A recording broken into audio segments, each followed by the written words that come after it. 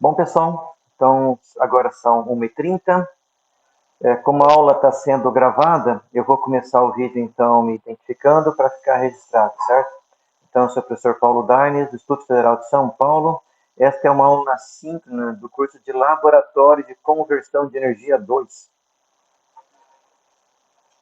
Bom, pessoal, então, estamos aí retomando o nosso semestre, né? Se tudo der certo, vai ser o último semestre remoto, né? Espero que o ano que vem a gente retorne aí com as nossas aulas presenciais, especialmente as aulas de laboratório, né?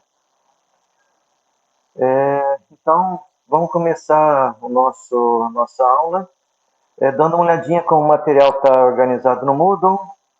Boa tarde, todo mundo que está chegando.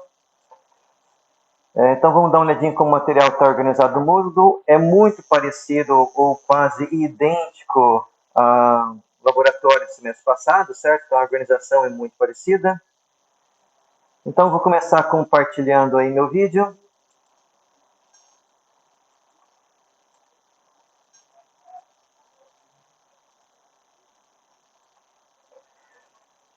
Boa tarde. Tudo certo com o áudio e com o vídeo? Joia, então. Bom, como sempre, né? Quando vocês tiverem qualquer pergunta aí, vocês podem interromper e perguntar, certo?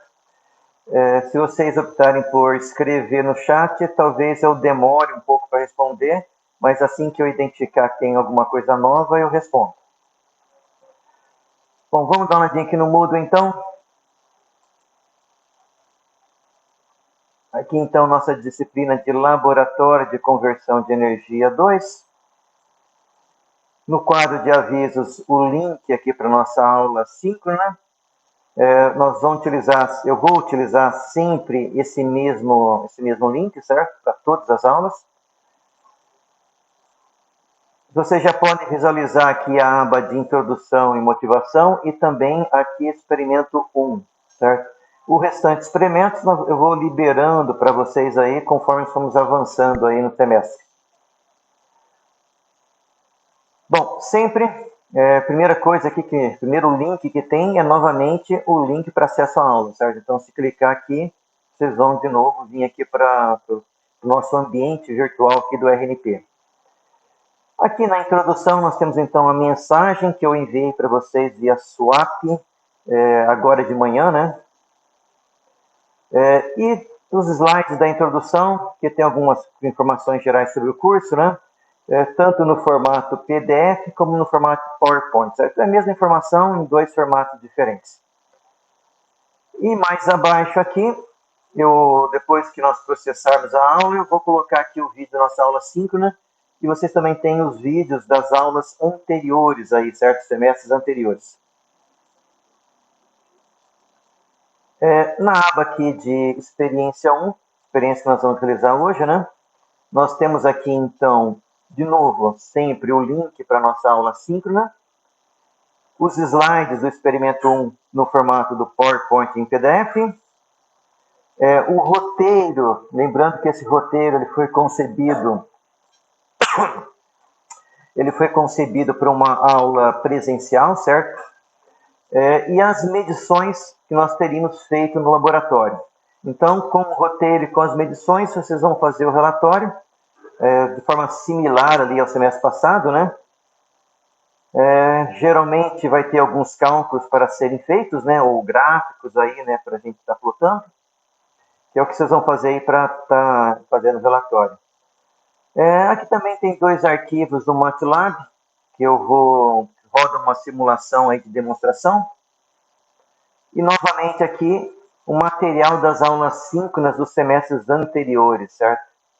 Então, essa que é a disposição aí do nosso conteúdo no Moodle, muito parecido com conversão 1, né? Laboratório de conversão 1, a mesma sistemática, certo? Que eu adotei em conversão 1. Alguma questão aí até agora, pessoal? Alguma dúvida sobre a organização da disciplina?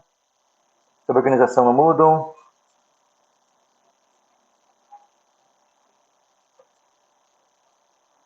Tá, joia. Então, vamos começar aí com os slides da introdução, né? com algumas informações gerais aí sobre o nosso curso.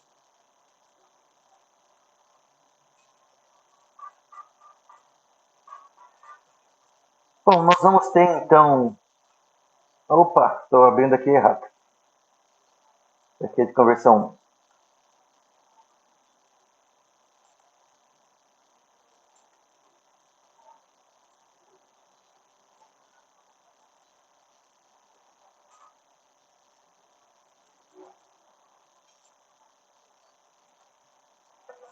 Agora sim, conversão 2. Então, as nossas 4 primeiras experiências vão ser sobre um conceito geral de máquina de corrente alternada, que é o que nós vamos estudar nesse semestre, com foco aí nas máquinas síncronas, nas primeiras experiências. Na experiência 5 a 12, nós vamos trabalhar com a máquina chamada assíncrona, ou também máquina de indução. Vamos ter uma aula de simulação,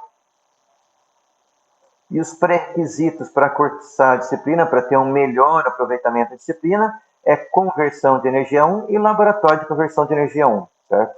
Nossa disciplina é uma continuidade. A bibliografia é a mesma, então, do semestre passado. E a senha aí para você estar, então, acessando o Moodle, né, podendo estar se matriculando no Moodle, é o próprio código da disciplina, né, L com 2, 2021.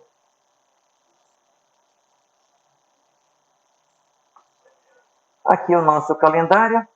Então, estamos começando a nossa aula hoje, dia 15. Nós vamos ter aí 15 semanas úteis na quarta-feira. Não vai ter nenhum feriado aí na quarta-feira, né? A nota de vocês será a média aritmética das atividades. Então, praticamente toda experiência vai ter um relatório, um ou outro talvez eu não peça, certo? Mas a nota final, então, vai ser a média aritmética aí das atividades. Para quem eventualmente precisar, o IFA está marcado, o mês aqui está errado, é janeiro.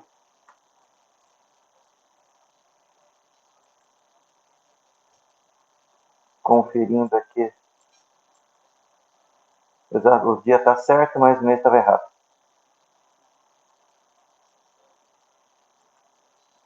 Então, para quem eventualmente precisar, o IFA está marcado para uma semana ali de janeiro. E os critérios de aprovação vocês já conhecem, certo? Então, essas informações gerais aí da nossa disciplina.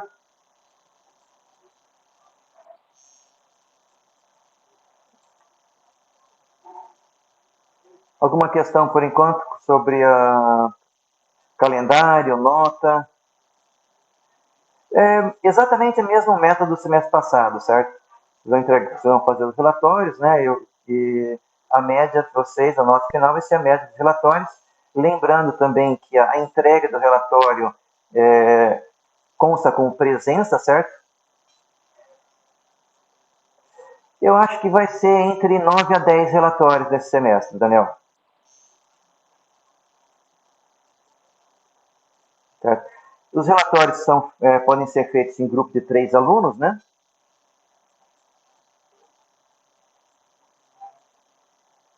Boa tarde para quem está chegando.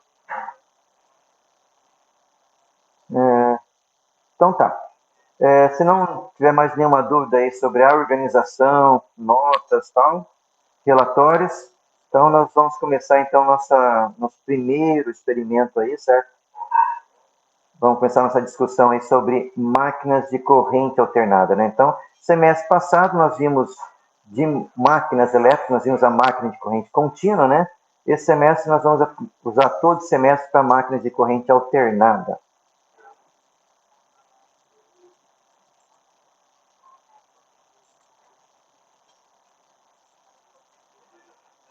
Bom, então as máquinas de corrente alternadas, ou também conhecidas aí como máquina de campo girante, elas basicamente estão divididas em máquinas síncronas, assíncronas e algumas máquinas especiais como motor de relutância que nós não abordamos no nosso curso, certo?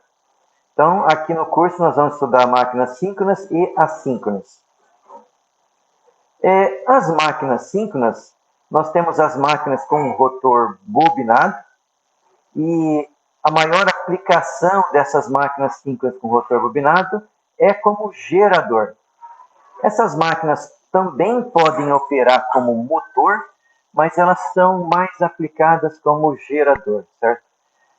Qualquer usina hidrelétrica de grande porte, o gerador é um gerador síncrono com rotor bobinado.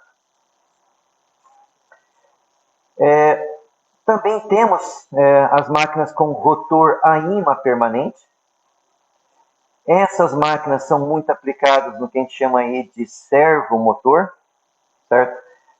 Para que essas máquinas possam operar aí como motor, necessariamente elas precisam ser acionadas por um inversor de frequência, certo? Essa máquina ela não parte quando conectada diretamente na rede elétrica. Então, para ser acionada, é necessário um inversor de frequência para estar fazendo esse acionamento.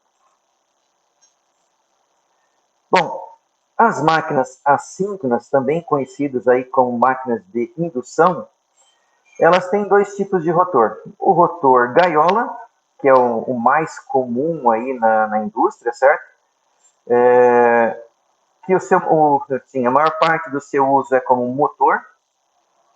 Ele também pode ser, se for necessário, um controle de velocidade ou um controle de posição, é possível usar um inversor de frequência acionando essa máquina, certo? Mas ela funciona se for conectada diretamente na rede elétrica sem nenhum tipo de drive, certo? De inversor. Ela funciona direto na rede elétrica. Só que, é claro, né, nessa condição, sem controle de velocidade. Também temos as máquinas com rotor bobinado. Essas máquinas podem ser usadas aí tanto no modo motor quanto gerador. Somente comentário, nessas máquinas de relutância, elas também precisam ser acionadas por um inversor de frequência, certo? Elas também não funcionam conectadas diretamente na rede elétrica.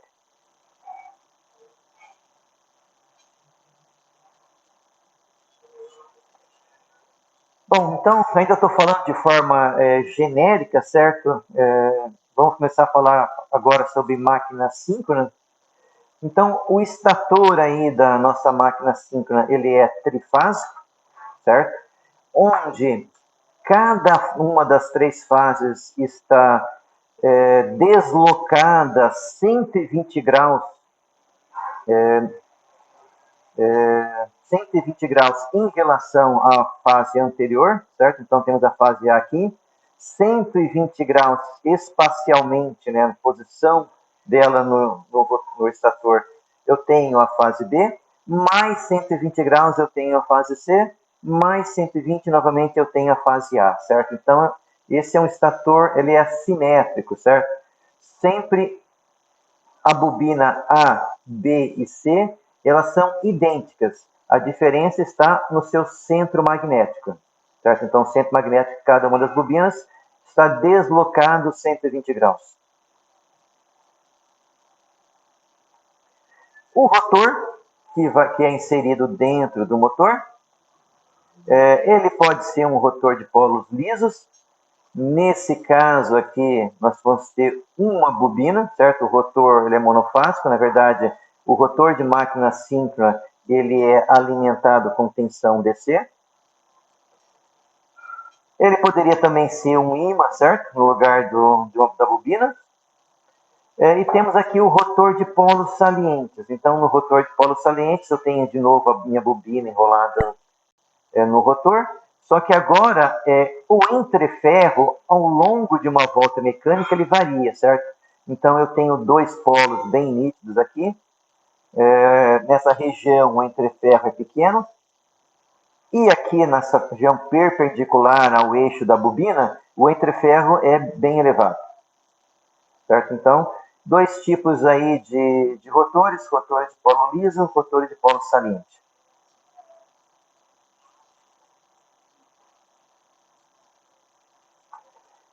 A máquina de indução, o estator ele é idêntico ao estator da máquina síncrona, certo? Então, tanto máquina assíncrona como síncrona, o seu estator é idêntico do ponto de vista conceitual. São 3 fases, cada fase deslocada 120 graus no espaço, na sua posição angular aqui no estator, né? Então, 120, 120, 120, certo? De novo, um estator trifásico equilibrado, né? Simétrico.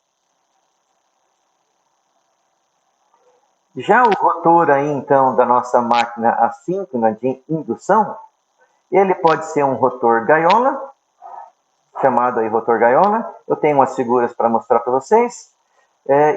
Ou pode ser um rotor bobinado. Nesse caso, o rotor bobinado, ele é o rotor é trifásico, assim como o estator.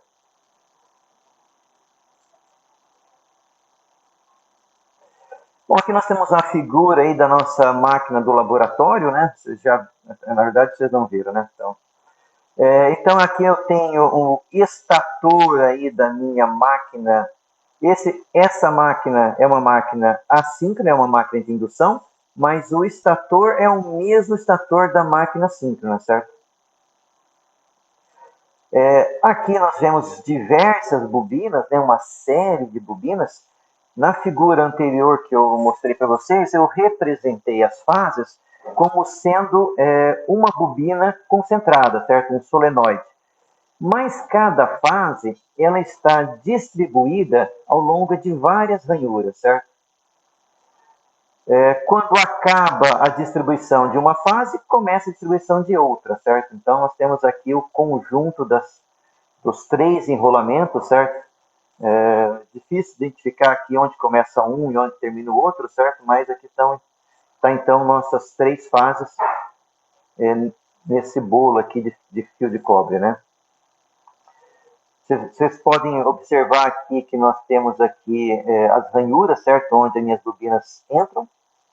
Elas dão a volta aqui pela cabeça de ranhura e vão entrar para uma outra ranhura mais à frente. Nós fizemos aqui só um pouquinho, então, do rotor, porque ele está inserido dentro do estator. Agora sim, eu tenho aqui o rotor gaiola, certo? Então, esse é um rotor aí de uma máquina de indução. É o tipo de rotor mais utilizado aí nas máquinas de indução. Vocês notem que eu tenho um certo risco aqui ao longo do meu rotor. Esse risco aqui, na verdade, é uma pequena abertura na lâmina, certo? Então, aqui tem realmente um corte na lâmina. Atrás desse corte tem uma barra de alumínio, certo? Então, se eu corro esse com algum ácido aí, o ferro do meu rotor, e ficasse somente a barra interna, nós iríamos ver que essa barra aqui, todo esse conjunto, essa barra é de alumínio, certo? Então, todo esse conjunto aqui, ele iria parecer essas gaiolas de hamster aí que tem em pet shop, certo? Por isso que ele é chamado rotor gaiola. Estas barras, elas estão curto-circuitadas aqui no final e no início do rotor. Isso aqui também é uma barra, é um anel que é uma barra de alumínio. Tudo isso está fundido aqui dentro do rotor. Bom, como que se insere essa barra de alumínio aqui dentro, né? O alumínio ele é derretido e é inserido então sob pressão o alumínio líquido. E também é feita a moldura aí dos 2 lados para formar esses 2 anéis, né? Então, anel bem grosso, né? Para formar os anéis, ou seja, todas as barras que eu tenho aqui dentro do meu rotor, elas estão curto-circuitadas. Curto-circuitadas pelos anéis. Então, esse é o nosso rotor aí, gaiola. Bom, aqui eu tenho novamente a minha máquina, né? Só que agora, aqui eu tenho um rotor bobinado. O estator é exatamente o mesmo, certo? Só que vocês podem ver aqui que o rotor também é bobinado. Eu vejo uma partezinha aqui das bobinas do rotor aqui também. Para poder acessar as bobinas do rotor, eu preciso de anéis, certo? Então aqui eu tenho anéis de cobre. que fecham o contato com escovas. É uma ideia parecida com a máquina DC. Só que na máquina DC, esses anéis eram segmentados, né? E a gente fazia comutação de bobinas. Esse anel ele é contínuo ao longo de toda a volta, ou seja, não tem comutação, é um contato contínuo conforme o motor está girando. Então, como esse rotor é trifásico, eu tenho 3 anéis, cada um tendo contato através aí de uma pastilha ou de uma escova, né? Aqui mais embaixo eu posso ver os bornes, né, dos pinos banana, né, para a gente fazer a conexão elétrica com o rotor. Obviamente o eixo aqui no meio, né? Meu rotor aí preso no eixo. Aqui então o meu rotor, certo? Fora do motor. Então aqui eu tenho essas ranhuras maiores, certo? Por que essas ranhuras são maiores lá do que do meu outro motor, né? Do meu outro rotor, né? Porque o fio precisa ser inserido através dessa ranhura. Esses fios aqui, essa ranhura tem que ser maior do que a bitola do fio, para ser inserido dentro da ranhura. O final, então isso aqui dá várias voltas, né? O final da bobina é conectado aqui, então, possivelmente por baixo, né? Ele é curto-circuitado nesse anel. Aqui nós temos uma resina, né? Que é isolante, para não ter curto-circuito aqui entre os anéis.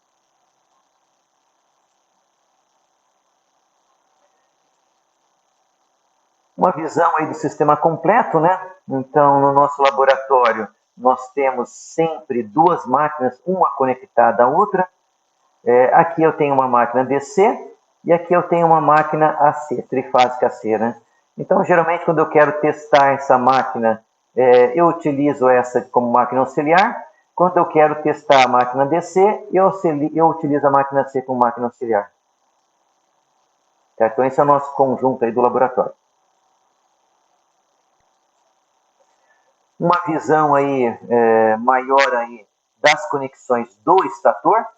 Então, o meu estator aí, eu tenho 3 fases, vocês veem aí a fase U, V e W, e cada fase está dividida em 2 bobinas. Então, eu tenho 2 bobinas para a fase U, 2 bobinas para a fase V e 2 bobinas para a fase W.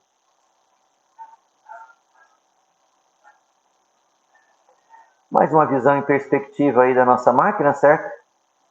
De novo, os bornes, hein, as conexões do estator aqui em cima, e o meu motor aí, o meu rotor preso no eixo, né, e preso nos mancais. Uma visão aí, então, dos bornes do rotor. Então, aqui eu tenho 3 pinos bananas para estar acessando o circuito do rotor. Aqui tem a visão da bobina do rotor, certo? E a ligação do rotor, ele é fixa em estrela, certo? Eu não consigo mexer nessa conexão do rotor. Aqui eu vejo um pouco mais da construção aí das escovas, certo? Então, cada fase tem 2 escovas, apertando uma de cada lado aí do anel, para garantir que não tenha mau contato. Eu tenho então preso aí esse fio aqui de cobre, está preso aqui, está preso embaixo, certo? E aqui eu tenho, não dá para ver aqui, mas tem uma trilha, certo, de cobre nessa placa, que esse parafuso aqui e o meu cobre que está embaixo vai fazer contato elétrico, e aqui então eu instalo esses pinos bananas, certo? Então, visão aí um pouco mais ampliada das conexão aí do rotor. Mais uma visão ampliada dos anéis, né?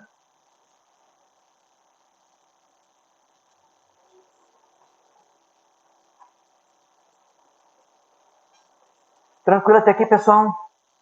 Opa, tem uma pergunta?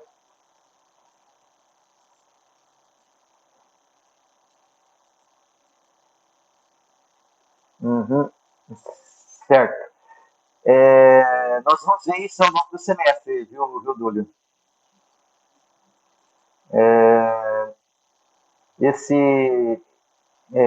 Esse rotor bobinado, ele já não é muito utilizado, certo? O mais utilizado hoje em dia é o rotor gaiola, que não tem conexão, certo? No rotor gaiola, todo o campo é induzido pelo campo do estator. Esse rotor com bobinado, onde eu consigo acessar os terminais do rotor, né, vamos dizer, do ponto de vista magnético, você tá correto. Vai ser induzido dois polos no rotor. Só que, da mesma forma que o meu estator ele é trifásico, no caso, se o rotor for bobinado, ele também tem que ser trifásico. Certo? Com um rotor monofásico, aí vira uma máquina síncrona. A gente vai ver essas diferenças mais para frente, tá? Mas esse rotor bobinado, onde nós temos acesso ali aos terminais do rotor, antigamente, quando nós não tínhamos inversores de frequência, ou quando os inversores eram muito caros, uma alternativa para diminuir a corrente partida dessas máquinas era colocar um reostato em série com o rotor. Se eu aumento a resistência do rotor, eu vou diminuir a corrente nele e a corrente partida. Então, esse era um artifício que existia antigamente para que a gente possa aí como se diz, reduzindo a corrente partida sem ter um inversor de frequência ou um software start. Esse rotor aí bobinado com 3 fases, ele também é chamado de máquina duplamente alimentada, certo? Então ele pode ser alimentado tanto pelo circuito, simultaneamente pelo circuito do estator e pelo circuito do rotor. Essa topologia é muito aplicada em gerador eólico. Mas eu acredito que a gente não chegue a tratar da máquina duplamente alimentada aqui na disciplina, certo? Esse aí é um assunto um pouco mais avançado, que a gente não tem tempo e nem conhecimento suficiente para tratar aqui. Então vamos começar para as partes mais básicas, né? Vamos ver até onde a gente avança. Deixa eu ver aqui o comentário do Fábio.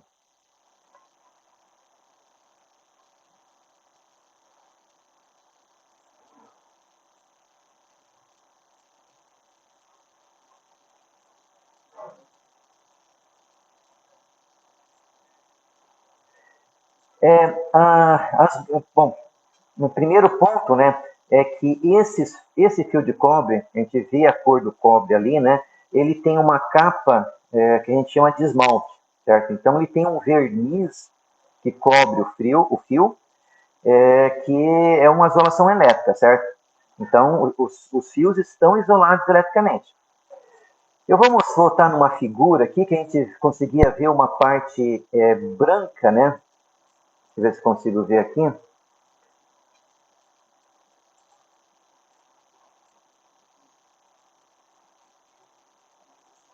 Aqui a gente consegue ver aqui uma parte branca, certo?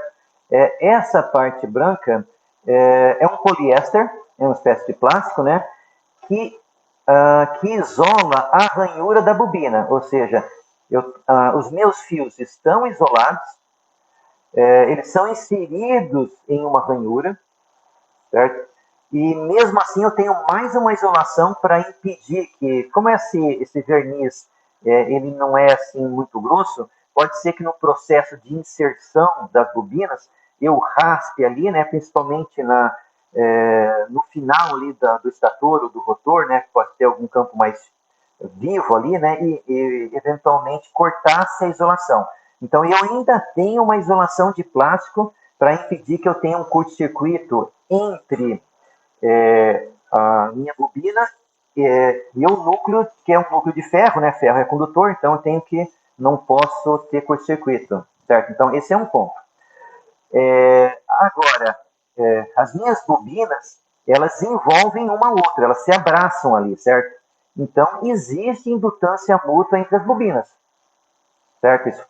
Isso é inerente ao funcionamento da máquina. Então existe não é interferência, né, indutância mútua, excitação entre as bobinas, o acoplamento entre as bobinas, elas ocorrem, certo? E é importante, isso aí ocorre para ajuda no funcionamento da máquina, certo?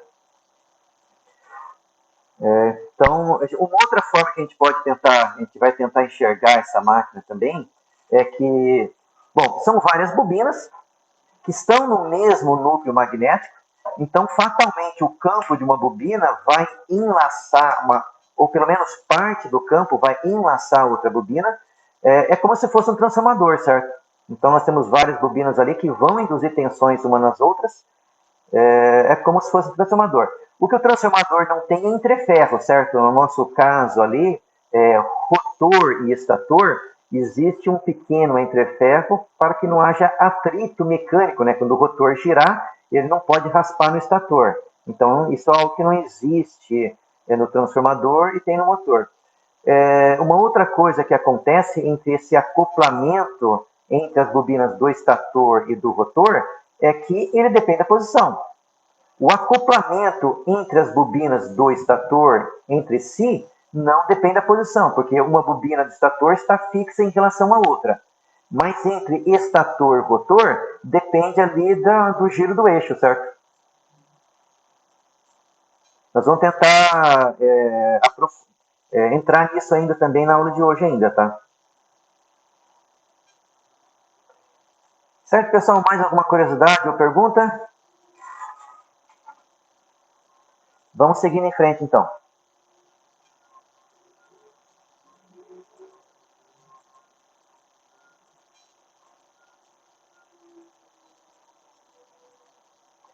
Bom, aqui nós temos então uma representação aí, né, do circuito das conexões do estator. Eu vou utilizar bastante essa figura aqui para mostrar como nós vamos fazer as conexões, né? E aqui a conexão do rotor. Então vocês notem que o rotor está conectado em estrela, certo? Então eu não consigo mexer nesse ponto, nesse neutro aqui do rotor. Somente acessar aqui os terminais, os seus 3 terminais, certo? Agora, o circuito do estator, eu posso fazer nós vamos ver que nós podemos fazer conexão estrela, conexão delta. Essas bobinas podem ficar em série ou em paralelo de cada uma das fases. Então, eu tenho uma variedade grande de conexões que eu posso fazer no estator. O rotor é mais limitado, não tenho muito o que fazer, certo? Mas estator dá para ligar de formas bem variadas aí.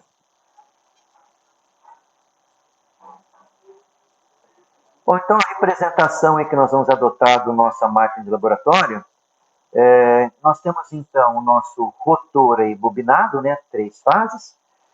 O estator, ele é trifásico, só que cada fase está dividida em 2 bobinas que estão sobre o mesmo eixo magnético. Certo? Então eu tenho a fase U, as bobinas aqui, uma bobina em cima, outra bobina oposta, mas sobre o mesmo eixo magnético. Avançando 120 graus, eu tenho a fase V, que também ela é idêntica à fase U, certo? Ela está dividida em 2 bobinas, que estão sobre o mesmo eixo magnético.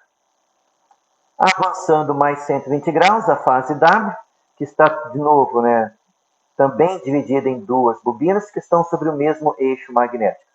Certo? Então, essa é uma representação esquemática aí da nossa máquina de laboratório, né? Um pouquinho mais complexa aí, ou mais detalhada, né? Bom, como que é essa ranhura do estator, né?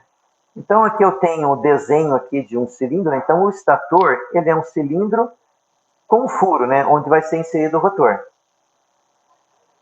Se eu for construir aí uma máquina rudimentar, onde a minha fase é uma única bobina, então para inserir uma bobina no estator, eu preciso de pelo menos 2 ranhuras, certo? Então tem uma ranhura aqui na parte superior e uma ranhura na parte inferior.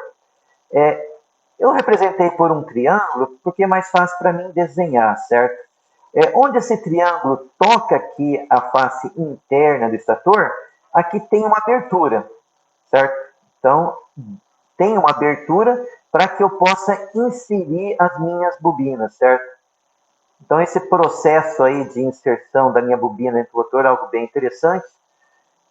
Ver um processo automatizado desse, certo? Tem vários vídeos aí, eu vou ver se eu consigo encontrar algum para passar para vocês. Mas a minha bobina é inserida fio por fio através dessas ranhuras, tanto na parte, no meu desenho na parte inferior, quanto na parte superior, certo?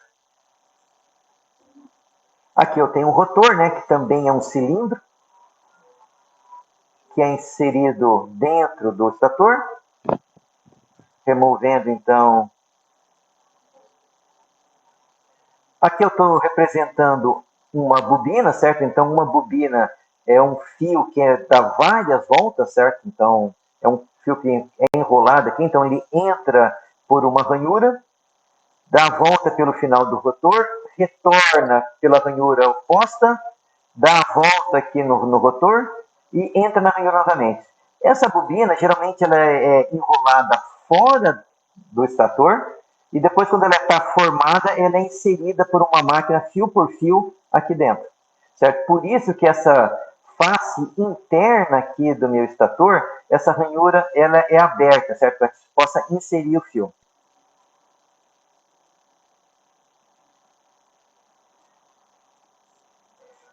Bom, então agora nós estamos vendo uma visão em corte, né? Então eu tenho de novo meu estator com uma única bobina, vamos supor que essa seja a fase A. Se a corrente entrar por uma ranhura pela ranhura inferior, ela vai sair pela ranhura superior. Nesse caso, então, usando a regra da mão direita, né, eu tenho aí a corrente saindo, então eu aponto, no caso da parte de cima, né, então eu aponto o dedão saindo da tela, o sentido que a minha mão faz é o sentido do campo, certo? Então, nota que ele está no sentido anti-horário na parte de cima. Na parte de baixo, ele estaria no sentido horário, certo? Então, o meu dedão estaria entrando na tela, rodo a mão, certo? Então, nota que minha mão roda no sentido horário. Não sei se apareceu bem para vocês aí, mas esse é o sentido do fluxo, certo? Então, se eu tiver corrente entrando na parte inferior dessa ranhura e saindo na parte superior, do lado direito eu vou ter fluxo saindo do rotor e do lado esquerdo eu vou ter fluxo entrando no rotor. É claro que essas linhas de fluxo elas são fechadas, certo? Eu só representei aqui para ficar claro que tem um lado que tem um sentido e o outro lado que tem outro sentido, certo? Então esses fluxos dão uma volta totalmente e sempre enlaçando as minhas bobinas, né? No hemisfério superior eles vão fechar com a bobina de cima, no hemisfério inferior vão fechar com a bobina de baixo. Bom, eu vou pegar esse meu motor, eu vou fazer um corte, certo? E vou abri-lo para fazer um gráfico aqui numa reta, certo? Eu vou pegar aqui o meio do meu, como se diz aqui, se o plano da minha bobina está aqui na vertical, o eixo magnético da bobina está na horizontal. Certo? Então, o meu eixo magnético dessa bobina está na horizontal. Então, eu vou pegar aqui, eu vou também arbitrar que o fluxo saindo é fluxo positivo e que entrando é negativo. Certo? Então, eu vou tomar como zero, como referência aqui para o meu gráfico, o meio do lado positivo, certo? Então, aqui é o meu 0 graus. Então, em geral também, o sentido anti-horário é o sentido positivo aí da minha volta, certo? Então, se eu vier aqui do zero e avançar até π, que é 180 graus, eu saio aqui do zero, valor positivo, exatamente em 90 graus o meu fluxo reverte, que é onde está a ranhura, ele sai de positivo e vai para negativo. Se eu for no sentido oposto, também em menos 90 graus o meu fluxo inverte, então ele estava positivo e vai para negativo, até chegar aqui em menos 180 graus, certo? Então, aqui eu tenho uma volta inteira da minha força magnetomotriz gerada por essa única bobina. Então, exatamente aqui onde o fluxo inverte é onde está a minha bobina, minhas ranhuras, certo? Bom, mas a minha máquina, ela é alimentada com corrente e tensão e corrente alternada, certo? Então, essa corrente que eu representei entrando, uma hora ela vai estar entrando, outra hora vai estar saindo, certo? Mas quando reverte essa, necessariamente reverte de cima, certo? De tal forma que essa amplitude máxima, esse patamar aqui, ele vai variar numa razão senoidal, que depende da sua corrente, da corrente que está passando na face.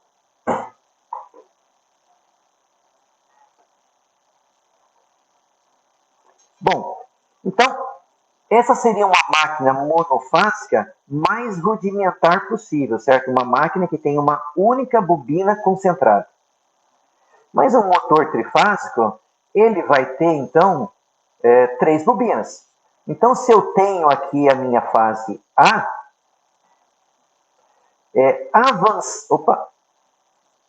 avançando 120 graus, eu vou ter a fase B, e avançando mais 120 graus, a fase C. Certo? Vou voltar um pouquinho.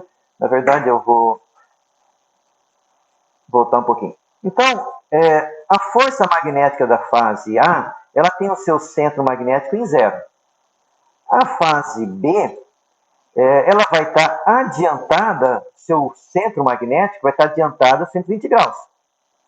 Isso aqui é 180, então 120 está mais ou menos por aqui. A fase C vai estar atrasada a 120 graus, ou adiantada da B a 120 graus, né? Como essa figura está um pouquinho confusa, ficou muita coisa sobreposta, eu vou representar então cada uma das fases num eixo diferente, certo? Então, essa é a força magnetomotriz da fase A quando estiver passando uma corrente positiva. Essa é a força magnetomotriz da fase B quando estiver passando uma corrente positiva. Então, seu centro magnético está em 120 graus. E da fase C, quando estiver também passando uma corrente positiva. Então, note que seu eixo está defasado em 120 graus. Certo? Só que, como a minha máquina vai ser alimentada por correntes trifásicas equilibradas, quando essa fase estiver no máximo, a outra vai estar num momento diferente. Eu vou mostrar para vocês uma simulação para a gente ver como que isso funciona. Então, vamos fazer uma simulação ali no MATLAB. Tudo bem até aqui, pessoal?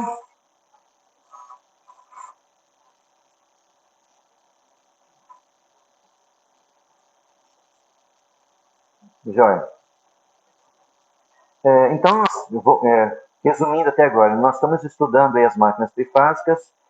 O estator dessas máquinas trifásicas, do ponto de vista conceitual, são iguais, certo? Tanto máquina síncrona quanto assíncrona, o estator é idêntico. Então, tudo que eu estou falando aqui do estator vale tanto para a máquina, de novo, de indução, quanto para a máquina síncrona, que é geralmente aplicada como gerador. Vale para o estator, certo? Vou mostrar uma simulação para mostrar como que é gerada a força magnetomotriz dessas máquinas, certo? Então, eu vou primeiro mostrar para vocês a força magnetomotriz de uma única fase, certo? De novo, para uma bobina concentrada, uma única bobina concentrada.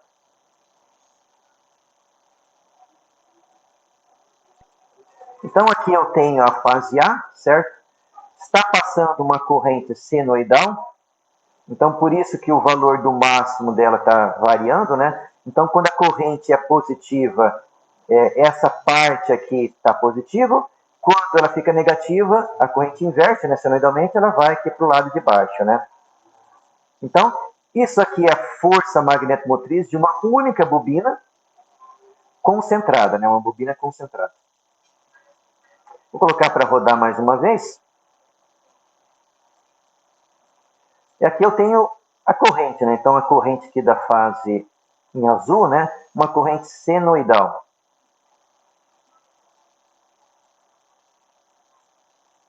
Então, note que está variando a corrente, automaticamente a força magnetomotriz varia, certo? Tanto de intensidade, né, quanto de sentido. Hein?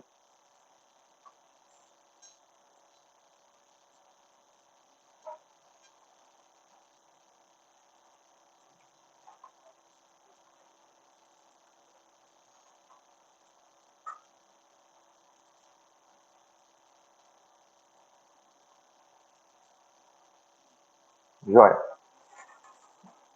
Vamos representar, então, as outras bobinas. Certo? Aqui eu mostrei só a fase A, né?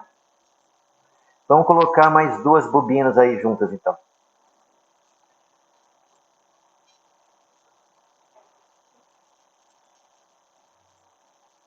Uma coisa importante da gente observar, né, é que o meu estator, as bobinas estão defasadas, né, 120 graus no espaço. Num sistema trifásico equilibrado, as correntes estão defasadas 120 graus no tempo, certo? Então, a minha máquina, quando a gente pensar em máquina elétrica, nós temos dois fatores aí, certo? Nós temos duas variáveis. Nós temos uma variável que é espacial e temos uma variável que é temporal, certo? Então, temos que ter em mente isso aí. A posição das minhas bobinas está defasada no espaço, e, as minhas correntes, as correntes elétricas estão defasadas no tempo, certo? Então, se eu tenho aqui um ciclo completo de uma corrente, a próxima corrente está defasada 120 graus no tempo.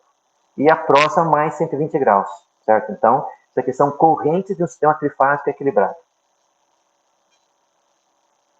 Então, vamos rodar a simulação mais agora com as três correntes, com as minhas três bobinas, né? Cada uma oscilando. Então, notem que aqui eu tenho a minha fase A, fase, se não me engano, agora não lembro qual que é a B e qual que é a C, tá? Mas, como as correntes não estão em fase, né? Cada uma das minhas forças magnético-motriz atinge seu valor do máximo em momentos diferentes, certo? A força magnetomotriz resultante vai ser a soma dessas três, a soma algébrica dessas três. Certo? Então, eu vou colocar aqui mais um gráfico, que é a soma algébrica dessas três forças magnetomotrizes. E vamos ver como que ela se comporta. Então, agora eu tenho aqui a somatória dessas três aqui, certo? Então, note que eu posso ver que isso aqui é mais ou menos uma onda que está se deslocando espacialmente. Apesar das minhas três forças magnetomotrizes de cada uma das fases estarem paradas, notem que a fase A, a sua força magnetomotriz não anda, certo?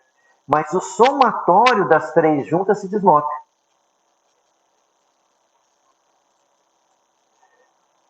Como eu tenho 6 ranhuras ali ao longo da minha máquina, certo? A resolução que eu tenho ali na força magnetomotriz é 360 dividido por 6, que é 60 graus, certo? Então, é isso que nós temos ali. Bom, idealmente, essa força magnetomotriz deveria ser senoidal, certo? Nós vimos que ela é uma onda quadrada, né? Está longe de ser uma força senoidal. O que nós vimos já na figura é feito para tornar essa força magnetomotriz um pouco mais senoidal, é distribuir a minha bobina em mais de uma ranhura, certo? Eu não uso para cada fase, eu não uso uma bobina concentrada. Eu distribuo isso em várias ranhuras, de tal forma que a minha força magnetomotriz se aproxime aí de um seno, certo? Mesmo que ela não se aproximar de um seno, eu posso dizer que eu aplico ali a Fourier, certo? E posso fazer análise da minha máquina somente em cima da componente fundamental de cada uma dessas bobinas, desses enrolamentos. Então, vamos supor, eu vou mostrar uma simulação, supondo que essa força magnetomotriz realmente seja senoidal, certo? Ou seja, eu peguei, em vez de fazer uma bobina concentrada, eu distribuí essa bobina em vários rolamentos, e mesmo assim eu estou considerando somente a componente fundamental, que é um seno, certo? Então eu vou mostrar aqui somente a fase A. Então, se eu considerar somente o primeiro harmônico, espacial, né, das minhas bobinas, e eu tô passando uma corrente também senoidal no tempo, então esse seno, a sua amplitude máxima está variando aí de positivo até negativo, numa razão senoidal também, né? Então, se eu tivesse um terceiro eixo aqui que estivesse saindo do plano aqui do meu vídeo, eu iria ver que esse seno, no tempo, estaria variando senoidalmente. A amplitude desse seno no espaço estaria variando senoidalmente no tempo. Bom, vamos colocar então o eixo magnético das outras fases. Não somente a minha fase A, né? Mas vamos colocar também aqui a fase B e C. Então, aqui eu tenho a fase A e eu vejo então a fase B e C. Novamente, como a corrente que passa em cada uma das bobinas está defasadas no tempo, os seus máximos acontecem em instantes diferentes. Certo? Se as correntes estivessem em fase, eu iria ver essas três bobinas aumentando e diminuindo em fase, né? Mas como as correntes estão defasadas, eu vejo isso em instantes diferentes. Novamente, a força magnetomotriz resultante vai ser a soma dessas três bobinas. Então, agora eu vou colocar a soma dessas três bobinas, que vai ser a força magnetomotriz resultante. Então, vejam que a soma dessas três forças magnetomotrizes é um seno que está se deslocando aí no espaço. As minhas bobinas estão paradas, certo? Mas elas pulsam em momentos distintos. O resultado da soma desses três senos é o seno, que se desloca espacialmente. Então, se eu tenho três bobinas que estão defasadas no espaço e alimento essas três bobinas com correntes defasadas no tempo, o que vai acontecer é que a resultante, pelo menos o primeiro harmônico, né, a componente fundamental, é um seno que se desloca aí no espaço. Vocês podem falar, mas mesmo que eu distribuir uma fase em várias ranhuras, ainda não vai ser um seno, né? Vai estar longe de ser um seno, só que, de novo, eu considero somente a componente fundamental dessa distribuição. E os harmônicos, né? Os harmônicos vão só atrapalhar. Certo? Os harmônicos vão gerar torque pulsante, vão gerar vibração, ruído. Então, os harmônicos que eu tenho na força magnetomotriz, posso falar para vocês que eles não ajudam no desenvolvimento do torque da máquina. Eles somente atrapalham. Certo? Mas a gente, então, se projetista de máquina, tenta fazer o máximo possível para que essa força magnetomotriz de uma fase fique com o menor conteúdo harmônico possível. Mas isso é mais um assunto para projetista de máquina do que para nós que somos usuários aí de máquinas elétricas, certo? Estamos tentando entender o funcionamento da máquina. Deixa eu ver o que mais eu tinha para comentar nesse ponto. Dúvidas aí, pessoal? Curiosidade?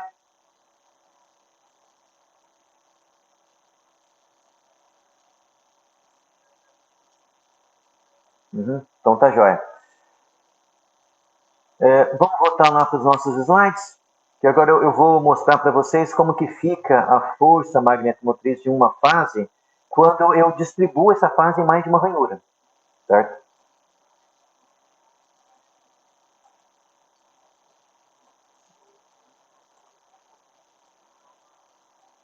Então, nós simulamos essa máquina rudimentar, né, onde cada fase é composta por uma única bobina concentrada.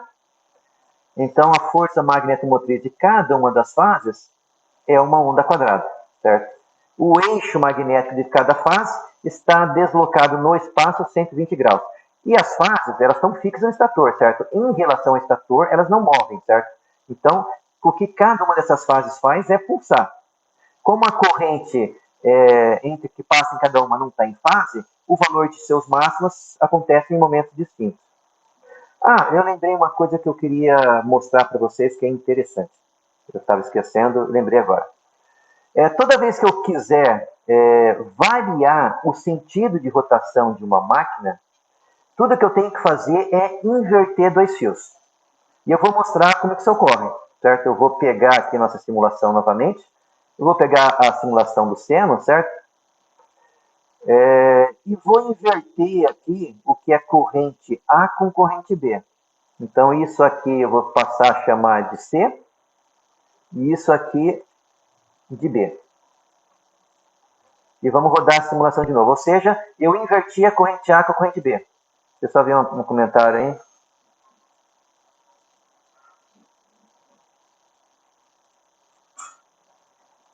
Uhum. Deixa eu rodar essa simulação, daí eu vou tentar conversar sobre isso aí, tá? Então, aqui eu simplesmente inverti dois fios, certo? Então, notem que antes o meu fluxo ele se deslocava para o lado direito, agora está deslocando para o lado esquerdo. Certo? Então, toda vez que eu quiser inverter o sentido de rotação de uma máquina trifásica, basta eu trocar dois fios.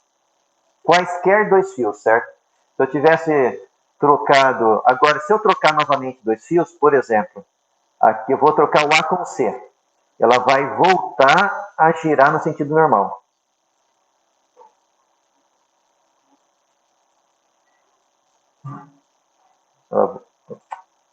Ficou esse negócio aí.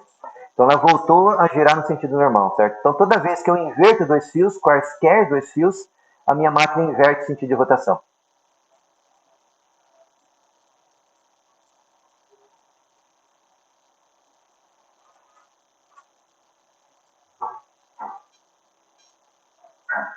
Agora sim, vamos voltar então.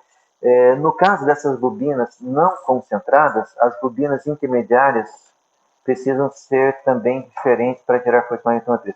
Eu vou mostrar aqui como que é essas bobinas. Na verdade, elas são iguais, certo? Elas não são diferentes. Então, vamos aqui para o próximo slide.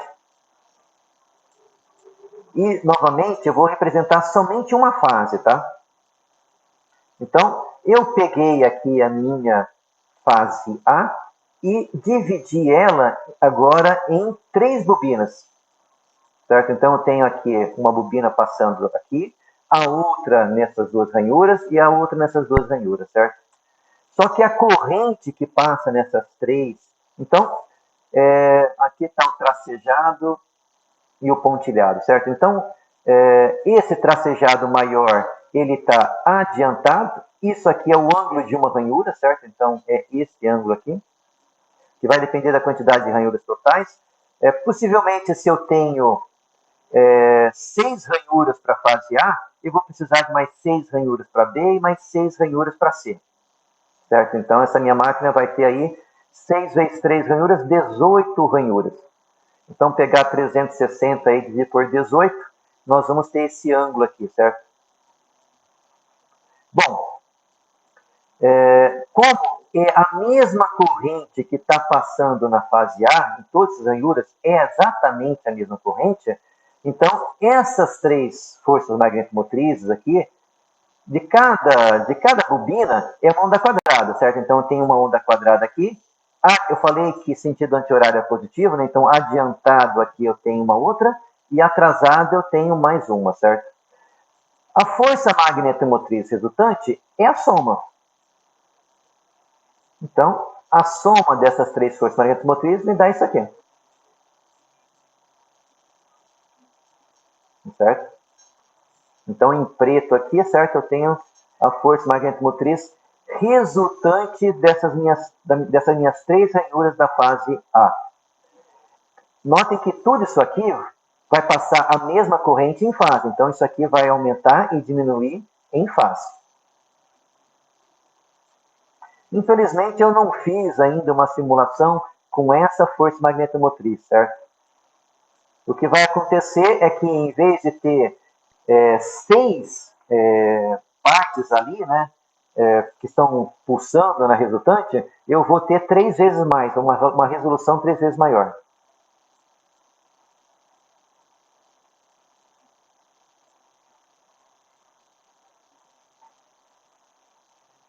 Uhum.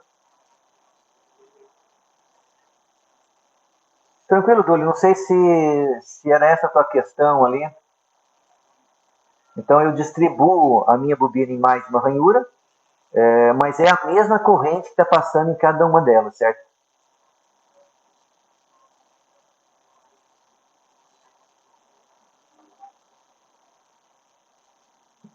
Estou aguardando aí a tua resposta.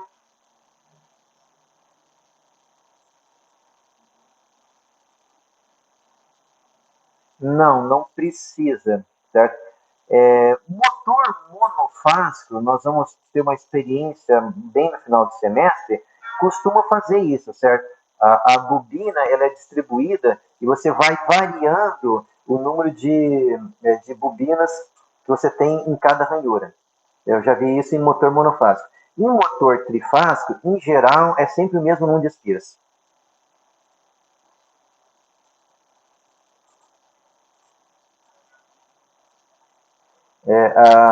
Uma outra coisa que geralmente acontece numa única ranhura, geralmente você tem bobinas de uma única fase, certo? Não é comum ter na mesma ranhura bobinas de fases diferentes. Já vi motor que tem isso, certo? Desenhos de motores que são assim, mas não é muito comum. O mais comum realmente as bobinas terem sempre a mesma quantidade ali de fios, e esses fios, para cada ranhura, é uma única fase, certo? Tranquilo, pessoal? Então vamos continuando ali. Nós vamos então entrar numa outra questão que eu já comentei, né? É que como eu tenho bobinas e essas bobinas, o fluxo gerado por elas se entrelaça, então eu vou ter acoplamento mútuo entre essas bobinas. Isso automaticamente vai me gerar indutâncias mútuas, certo? É parecido com um transformador, mas tem um pequeno detalhe, né? No transformador, todo o fluxo de uma bobina concatenava com a outra. Aqui, eu tenho essa questão espacial também, que as minhas bobinas estão deslocadas em relação a uma à outra, certo? Então, nem todo o fluxo vai entrelaçar. E mais, quando nós vamos ver o acoplamento entre rotor e estator, nós vamos ver, obviamente, que esse acoplamento depende da posição do rotor. Então, vamos voltar ali ao nosso slide.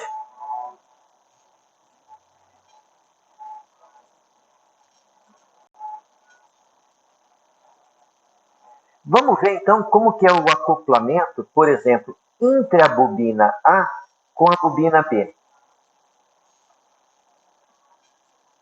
Então, o eixo magnético na verdade, o plano aqui da minha bobina A, ele está aqui entre menos 90 e mais 90, certo?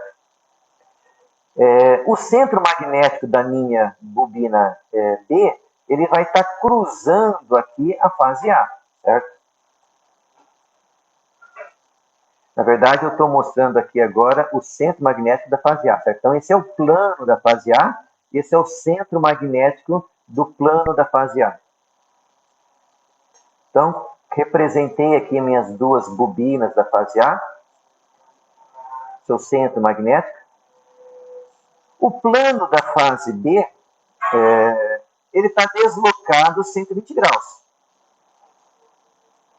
E o seu centro magnético, ou seja, quando eu coloco uma corrente positiva na fase B, ele me gera um fluxo nesse sentido. Então, aqui é a fase B. Bom,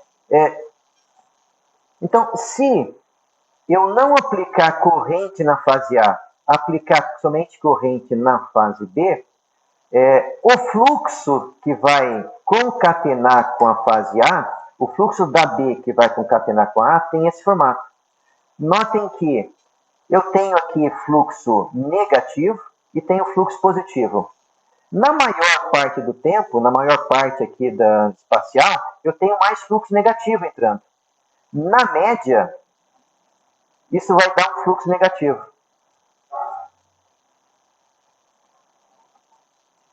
Ou seja, a indutância mútua entre a fase A e B do estator é negativa. Quando eu coloco corrente positiva na fase B, eu vou gerar uma tensão negativa na fase A, certo? Então, ou seja, na verdade é em oposição de fase, né? Seria o correto. Porque nós estamos falando de sinal alternado. Eu vou mostrar isso do ponto de vista geométrico, que vai ficar, acho, um pouco mais claro. Mas o fato é que, quando eu coloco corrente positiva na fase a média do fluxo que passa, quando eu coloco corrente positiva na fase B, a média de fluxo que passa pela A é negativa. Certo? Então, eu tenho uma indutância mútua entre A e B negativa. Como o motor é simétrico, entre A e C também vai ser negativa, e entre B e C também é negativa, certo? Se vocês fizerem isso com qualquer par de fases, vocês vão ver que esse acoplamento é negativo.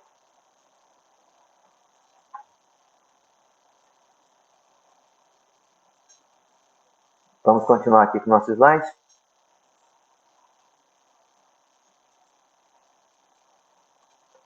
Então, eu vi aqui que a força magnetomotriz da fase B sobre a fase A é mais negativa do que positiva. Então, quando eu fizer a média aqui, vai dar um resultado negativo.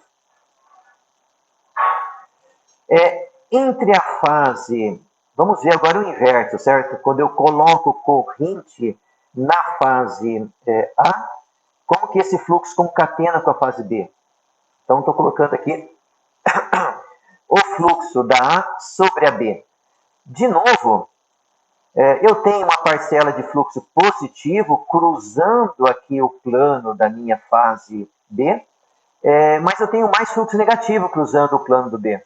Certo? Então, na média, o fluxo que vai cruzar aqui o plano da minha fase B é mais negativo do que positivo. Fluxo da A que concatena com a B. Então, eu vou ter, então, esse acoplamento entre as fases do estator, as suas mútuas, negativas.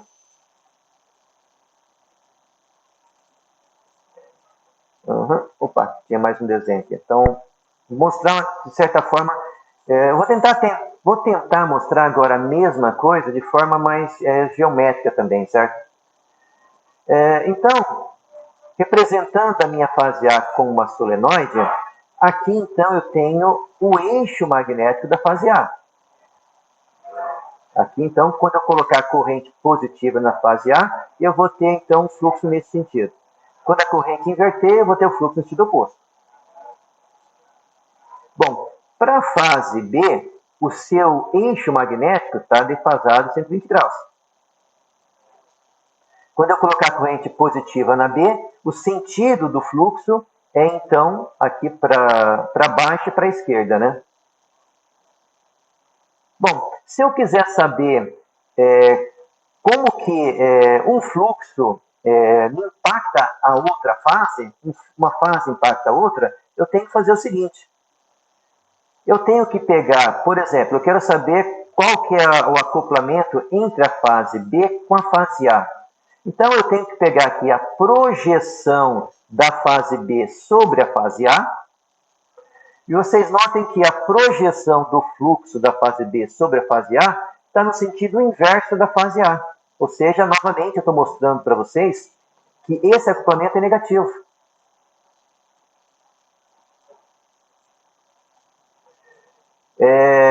E essa projeção é 0,5. Na verdade, essa projeção é 0,5.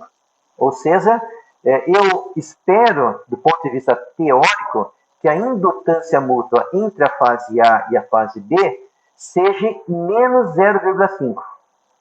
Porque o módulo desse vetor aqui é 0,5 e o seu sentido é oposto à fase A. Se eu fizer da fase A para a fase B, também vai ser a mesma coisa, certo? Exatamente a mesma coisa.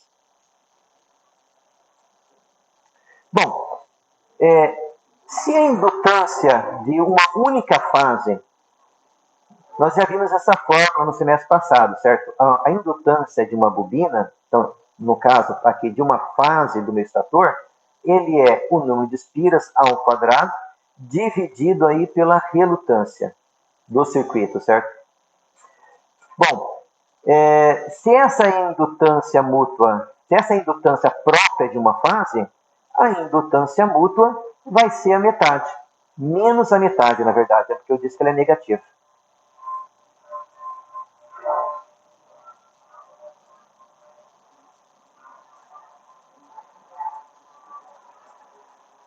Tudo certo, pessoal?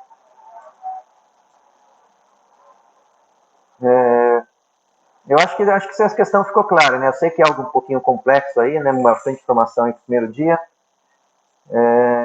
mas eu acho que é importante ter esse entendimento aí, certo?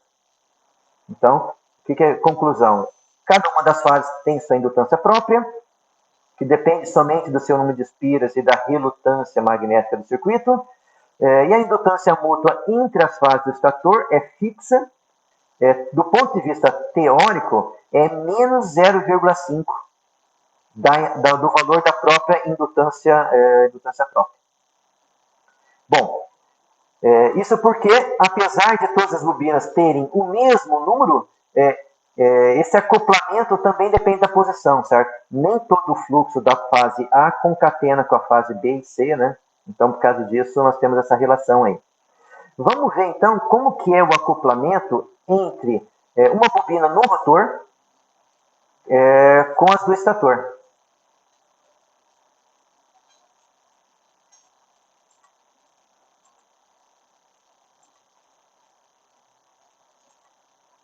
Então, eu vou pegar aqui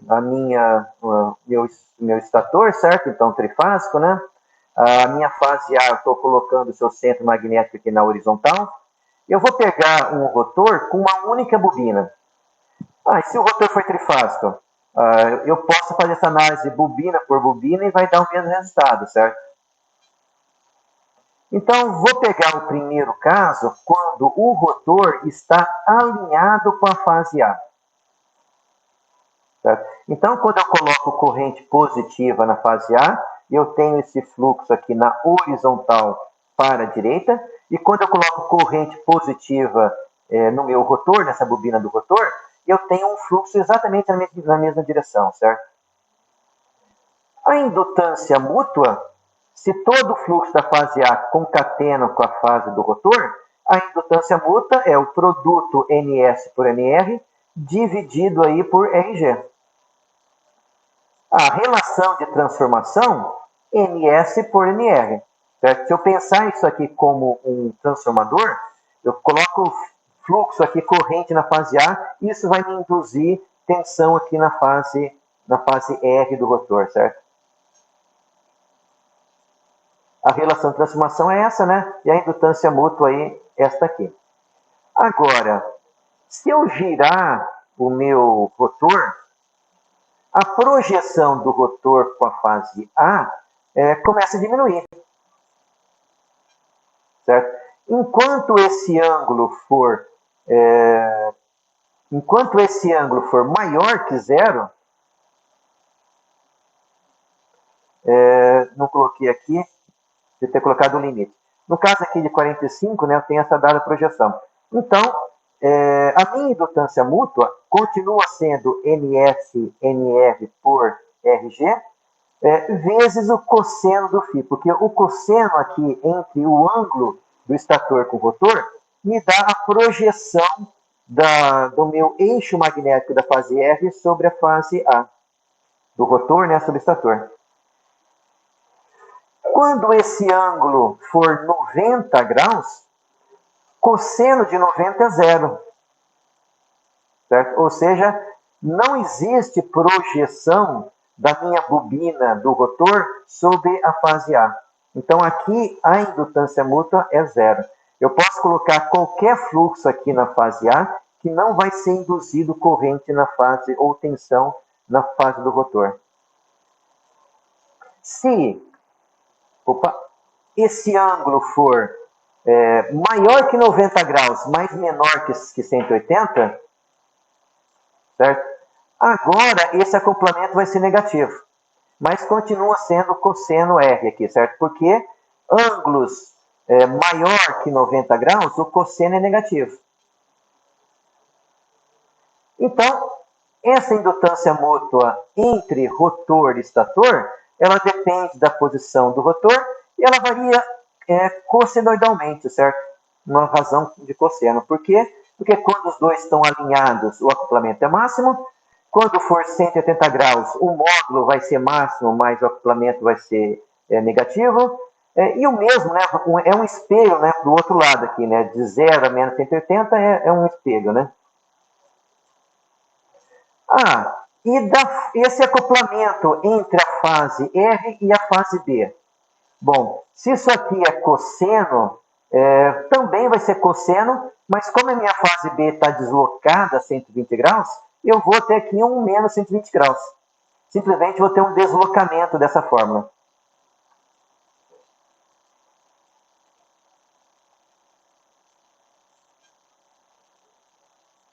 Certo, pessoal? Então, informação importante que a gente conclui aqui é que se eu quero anular o acoplamento entre duas bobinas, eu tenho que deixar elas em 90 graus. Uhum. Eu também acho que essa análise mais geométrica acho que facilita a visão aí, né?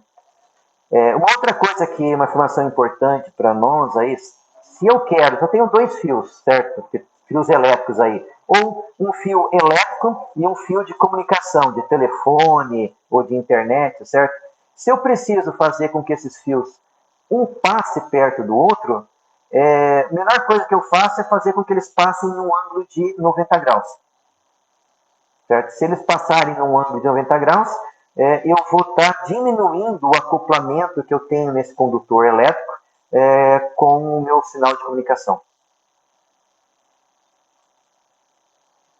Então, essa é uma informação que a gente conclui aí dessa questão de que o acoplamento entre bobinas ou fios que estiverem com ângulo de 90 graus vai ser nulo.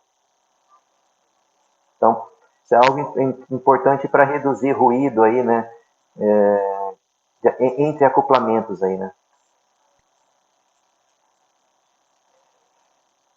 Bom, pessoal, então vou avançar mais um pouco aqui.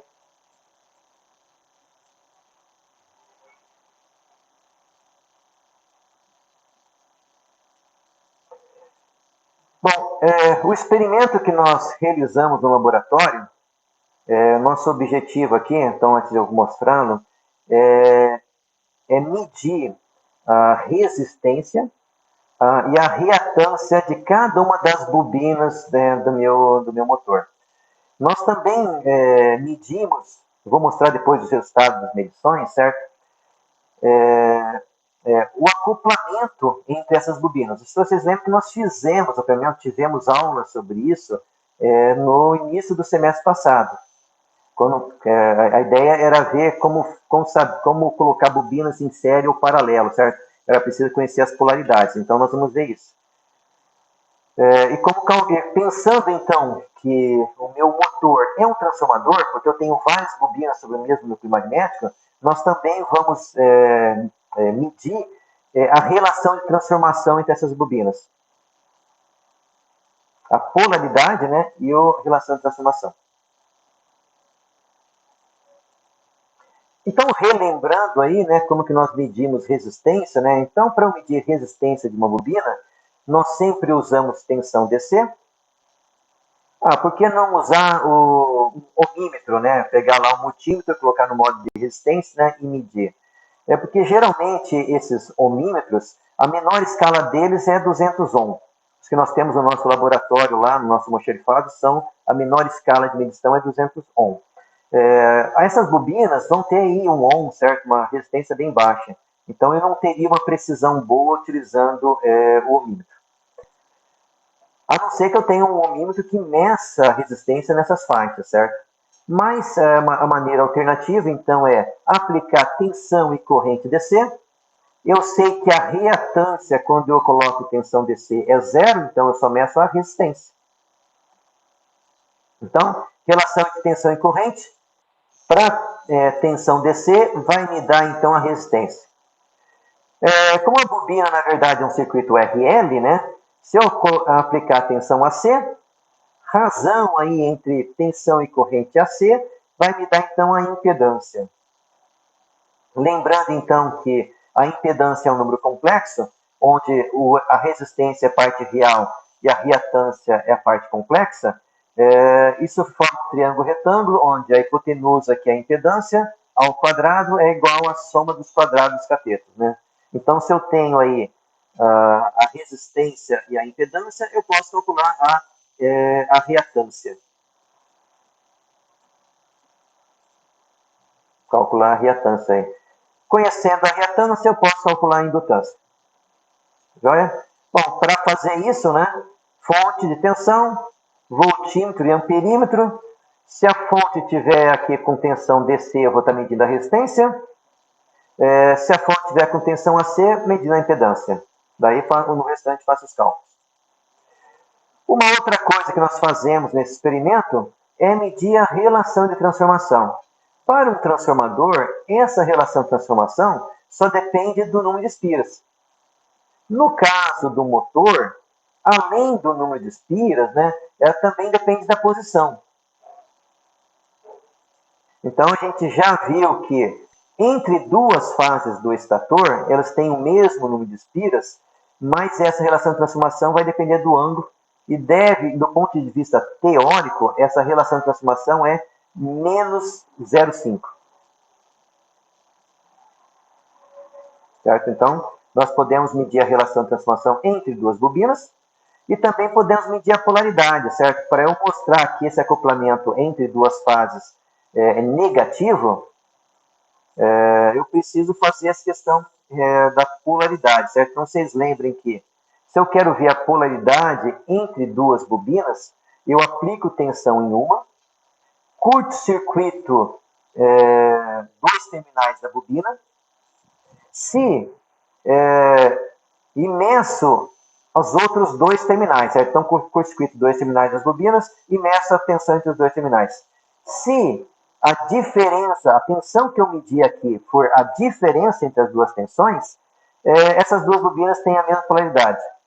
Se não, significa que, na verdade, essas bobinas têm polaridade inversa, certo? Ou seja, esse pontinho aqui não está correto, na verdade, devia estar embaixo. Então, isso nós fizemos lá no início do semestre passado, certo? Essa análise. Então, lembrando aí que nós vamos trabalhar com uma máquina que tem um rotor trifásico, tanto o estator quanto o rotor são trifásicos. Ou a máquina síncrona é um motor monofásico. Então, máquina de indução e máquina síncrona.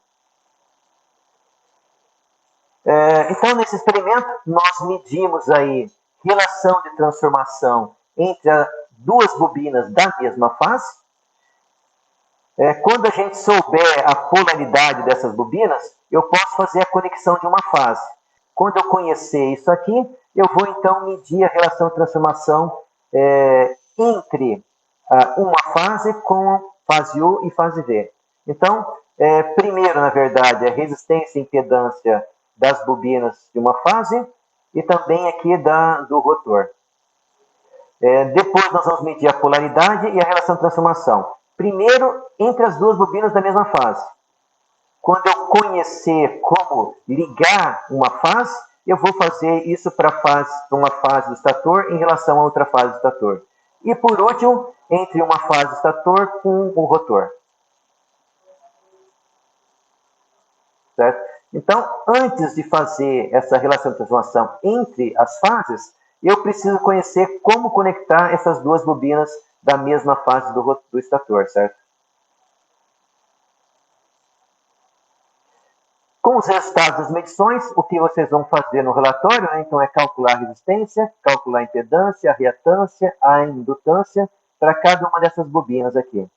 Depois, a relação de transformação e também a polaridade. Bom, vamos voltar para o Moodle e vamos abrir ali as medições, certo? As medidas, né?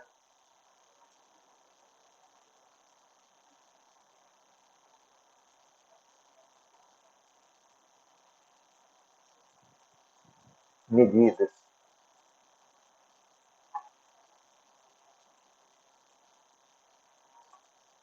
Só para conferir, pessoal, continua tudo certo com o áudio e o vídeo aí? Alguma pergunta?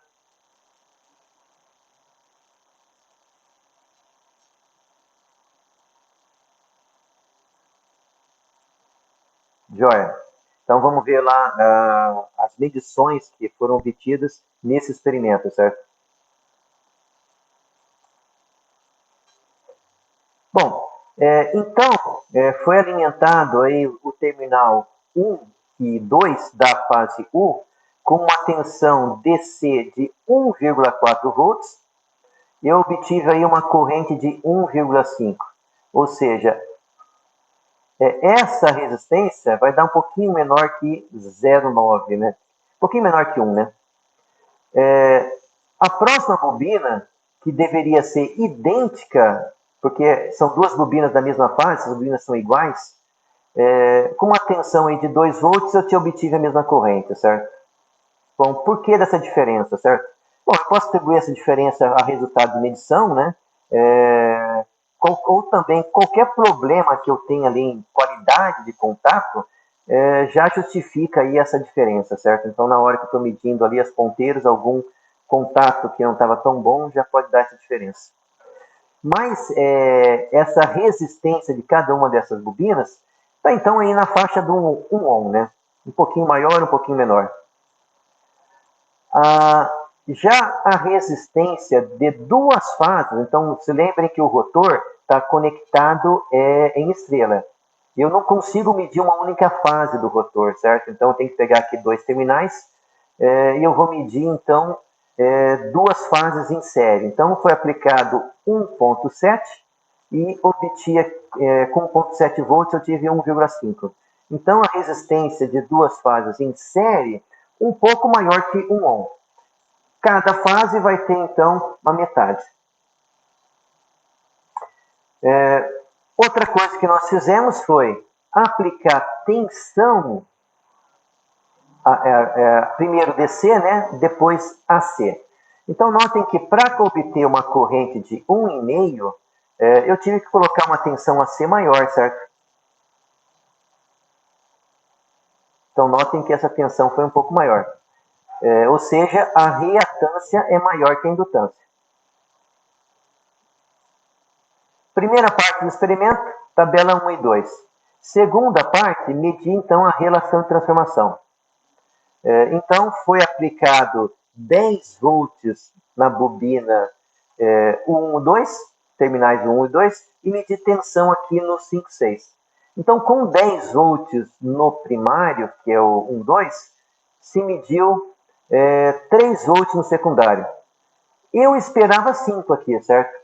Porque nós tínhamos dito que é o acoplamento minto, pessoal. Aqui é entre a mesma fase, certo? Depois eu comento melhor isso aqui, certo? Então, agora, eu vou pular aqui, então, da questão aqui da relação de transformação para a polaridade, certo? Então, pegando cada uma dessas bobinas aqui e considerando o terminal ímpar ou positivo, certo? Então, eu curto-circuitei terminal 2 e 6 e medi tensão entre o 1 e o 5. Ou seja, apliquei tensão na primeira bobina, curto-circuitei 2 e 6 e medi tensão entre 1 e 5. Certo? Então, minha referência aqui era o 1 e 5. Medi 13 volts. Eu medi a soma. Significa que o acoplamento entre essas bobinas, se eu considerar o terminal 2 e o 6 a referência, é negativo. Ou seja, para a primeira bobina o 2 é negativo, para a segunda bobina o inverso, é o 5 negativo. Certo? Porque quando eu considerei o 6 negativo, deu um acoplamento negativo, ou seja, eu errei o meu chute inicial. Bom, quando eu conheço então essas bobinas, eu posso ligar aqui, se eu quero ligar essas bobinas em série, eu tenho que pegar o terminal 2 e ligar com o negativo da próxima, ou seja, com o 5.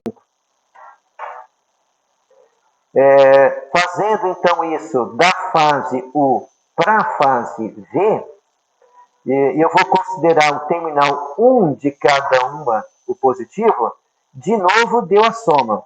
Agora sim, pessoal, aqui eu esperava um acoplamento entre as duas fases do estator negativo.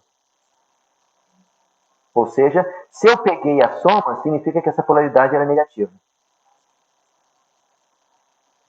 A relação de transformação entre a fase U e V, eu apliquei 15 volts na U e medi 5 volts na V. Aqui é o que eu falei para vocês. Na verdade, eu esperava 7,5 com esse acoplamento negativo. Mas por que não deu 7,5? Porque tem uma série de não idealidades na máquina e esse acoplamento acaba ficando menor, certo? Como indutância de dispersão e outras coisas.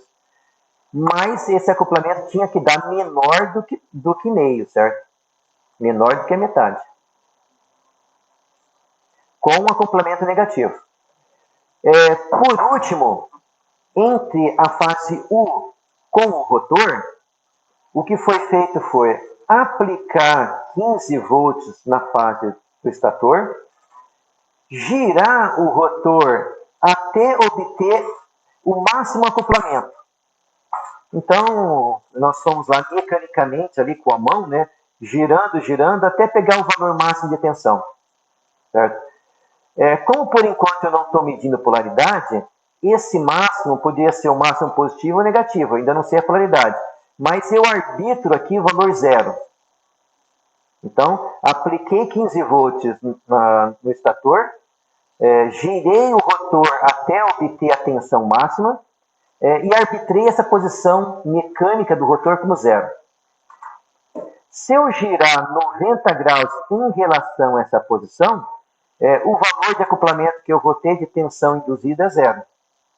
Se eu girar mais 90 graus, eu volto a ter o valor do máximo. Quando eu medir polaridade, na primeira posição, deu a diferença. Significa que realmente essas duas bobinas estavam, como se diz, com acoplamento positivo. Quando eu giro 180 graus, eu meço a soma, ou seja, esse acoplamento é negativo. Então, o acoplamento entre as bobinas do estator e o rotor depende da posição do rotor, certo? Se eu giro o meu rotor, esse acoplamento muda. Em 90 graus, como a tensão do estator é nula, a tensão do rotor é nula, a tensão que eu meço é somente a tensão da entrada, certo? Não é nem a soma, nem a subtração, é a própria tensão da entrada. Porque a tensão do secundário é nula. Então, o que eu gostaria que vocês preenchessem primeiro, aqui na polaridade, vocês me digam se essa polaridade é positiva, negativa ou zero, né? Então tem que preencher essa coluna aqui dessa tabela. Vou abrir o roteiro, que o roteiro também tem as tabelas que vocês vão ter que preencher com o resultado, né, dos cálculos.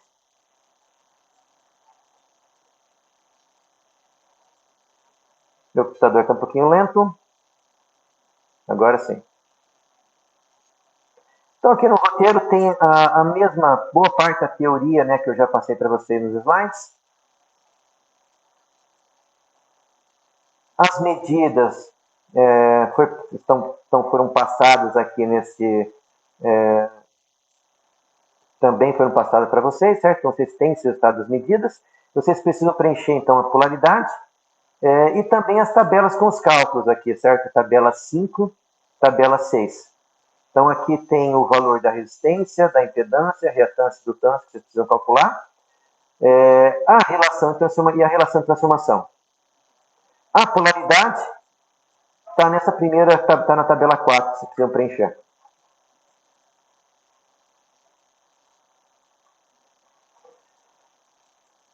Deixa eu ver se tem algum comentário ali.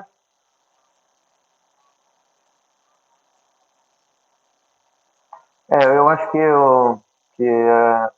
viu, Fábio? Se você perder alguma coisa aí, a aula está sendo gravada, certo? Depois, quando eu terminar de processar o vídeo, eu vou colocar lá no Moodle, certo? Então, mais abaixo ali, Então, se eu vou até aproveitar e mostrar o Moodle de novo. Então, aqui nossa experiência 1, né? Os slides que eu apresentei hoje, o roteiro que foi concebido para a aula presencial, as medidas que eu também mostrei para vocês, o link para o relatório. Nós temos aqui os arquivos de simulação do MATLAB que eu utilizei como exemplo na aula de hoje. A nossa aula síncrona eu vou colocar aqui, certo? Vou colocar o link aqui no meio. Mais abaixo, vocês têm a aula síncrona dos anos anteriores aí. Então, quem tiver alguma curiosidade, vai ver que foi o mesmo conteúdo, certo? Sempre tem alguma diferença, né, de uma aula para outra, mas o conteúdo foi o mesmo. Certo, pessoal? Alguma pergunta, alguma dúvida? Curiosidades também? Não? Então tá jóia. Bom, pessoal, semana que vem, então, nós vamos ter mais uma aula, certo? Eu estou aí encerrando a nossa aula de hoje. Talvez vocês não tenham mais nenhuma coisa, nada para discutir. Nós conversamos aí de novo, então, semana que vem. Obrigado pela presença de todos. Até mais, então, pessoal.